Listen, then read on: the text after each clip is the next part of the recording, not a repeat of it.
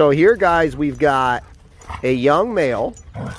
He's about 10 months old, and a 3-year-old female, okay? And perhaps the biggest trope out there in dog training is this idea that corrections are somehow, if you correct a dog, it's a failure in your training.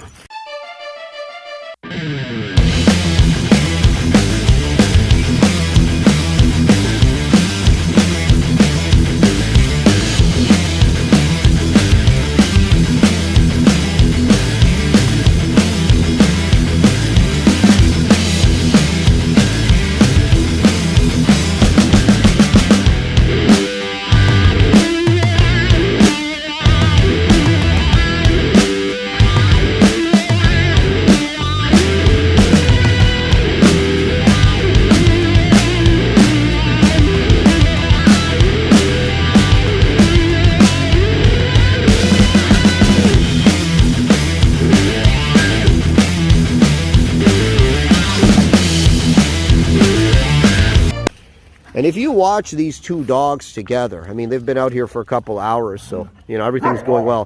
Whenever he trespasses, whenever the young male trespasses on where she finds, there it is, right? Whenever the male trespasses on whatever line that she has drawn in terms of their interaction, because make no mistake, even though he looks like he's being pushy, it's all a play-based behavior. She's the one who determines how much he's able to get away with, right? So you saw there, she had no problem putting her teeth on this dog to correct this young male and let him know, hey, there's a line. Don't cross that line. We'll play together, but don't push it too far, right? There's this enormous nonsensical idea in dog training that when you correct a dog, you've somehow failed. And it's like, I always say to people, the issue isn't that you corrected your dog. It's that your dog didn't understand the correction. Now there, it was very clear for him why she chose to correct him, right? I mean, obviously he made the, he pushed it a little bit too far in his play with her, and she said, hey, that's enough. You're not going to do that. And she put her teeth on him. She didn't obviously hurt him, but I've definitely seen, older, and I like doing this. I put the young males with an older female, right? And the older female schools them, they are able to play and they're able to wrestle, but the older female has no problem, letting the young guy know, hey, there's a line and you need to behave yourself. And it's kind of a good way to socialize them and teach them good dog manners, right? But you see this all the time, especially in the positive. The positive only people always kind of trip me out, just in that this idea that you're going to train a dog to function in the real world in a reliable manner. Not only, like, this is just dogs being dogs here, but if you think about dog training, we're asking for a lot of unnatural things. Like, it's not natural for a dog to walk next to you and just stay next to you. It's not natural for a dog to lie down and hold that position until you've told the dog it's okay to not hold that position. These are all things that we want the dog from an artificial standpoint to do. We ask for a lot of artificial things from our dogs because it makes living with them easier.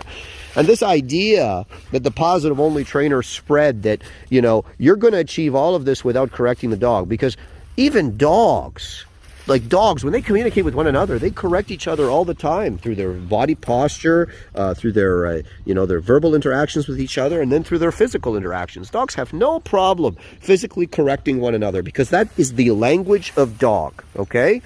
So there's a lot of people, they want to kind of live an unnatural life. They want to make the dogs live an unnatural life because it kind of, I guess they have, some kind of ideology that it's just like a very wishful thinking oriented ideology. That's why our ancestors a few generations back, they didn't have time for this because they were just trying to survive. They didn't have time for the luxury of theoretical ideas that really don't make any kind of sense in the real world. But this is what positive only training is. Now, I'm not saying that positive only training can't achieve something.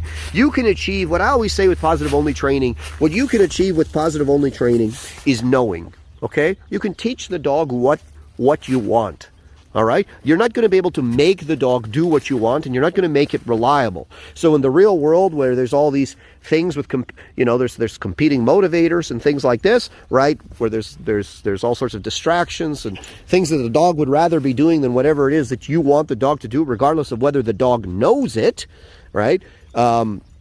then this is where the positive only training fails. But there's nothing wrong with it in the context of teaching a dog what something is, all right? This is what sit is. This is what a down is. This is what a heel is. You can do that positive only, and it'll work under very specific contexts. You know, it's funny, I was once, very recently, some young lady online was telling me that her positive only trained dog is very reliable in public. So she had this Rottweiler, and it was basically focus heeling next to her in the mall, dragging a leash. And this was her evidence that the dog was reliable with the positive only training. Now, if you know anything about focus heeling, the dog basically walks next to you with its head up. Here's a little video of it so you guys can get an idea what I'm talking about. And the reason why the dog does this, it's not natural for a dog to walk next to you staring at you fixedly. The reason why the dog does this is because the dog believes that there is a ball or food reward that he or she is going to obtain. Now think about it. Now that is not in any way functional.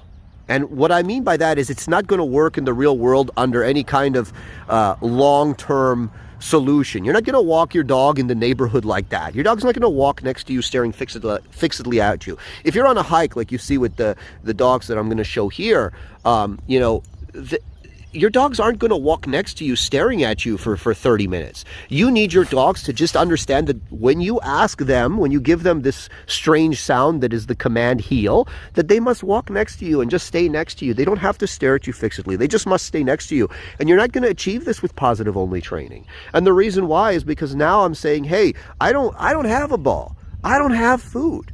I do have a consequence, though, if you don't do it. You just must stay next to me. And when you do stay next to me for a while, I might give you something. I might not, you know, but what I will give you is your freedom when you offer me the correct behavior. This is realistic training. This positive only training, you know, it works in dog sports because if you think about it, something like agility, right? Agility is like, it's like a ring. It's like a fenced area like this, right? And the dog, you know, performs tricks that they've been conditioned to perform, the jumping over things and going through tunnels and so on and so forth. And the dog has learned if he or she performs these tricks, you know, that they will get a ball. And they've been conditioned over like a couple of years to do it. And it can work in that context. But the second you take the agility dog out of the ring and you say, hey, you know, walk next to me. I don't have a ball. I don't have nothing. You just walk next to me. We're going to walk in the city. You're not going to do anything. You're going to sit, you're going to down, you're going to follow next to me. And we're going to do this for 45 minutes straight. See how reliable that dog is. Even the IGP dog, that young lady that, you know, was assuring me online that her positive only trained Rottweiler is going to be reliable in public. It's like, I'm sorry. You know, that dog staring at you for 1 minute in the mall, that's a one-trick pony. It's not going to work in real life, and I know it because dogs can't exist in a state of motivation. You see my dog's focus heeling too, right? I train it all the time. It's a sport. It's a sport behavior. It's very stylistic. It has no actual functional use. Like I wouldn't train a service dog, police service or any kind of service dog to do it just because it's useless. It doesn't really matter. The dog doesn't need to look at me. The dog just needs to stay by my side until I'm deploying him into another command or task, or until I'm just releasing him to be free. All right. And this is not done with positive only training. This is why you see videos of us with our dogs in public, and our dogs are just by our side following our commands. They're not doing anything crazy. They're not adrenalized. Our sport dogs are adrenalized. And this is the big difference between sport training and functional obedience training. Our functional obedience system is set up for the real world. Okay, so there is some crossover between sport training and functional training, but a lot of trainers that you go to are going to basically offer you sport training where you're luring and baiting the dog with food or with toys to do certain things, and that's their only game. There's nothing else from that, right? For us, that can be a foundation, but that's not going to be the end game. You're not going to clean your dog up and make your dog reliable with that.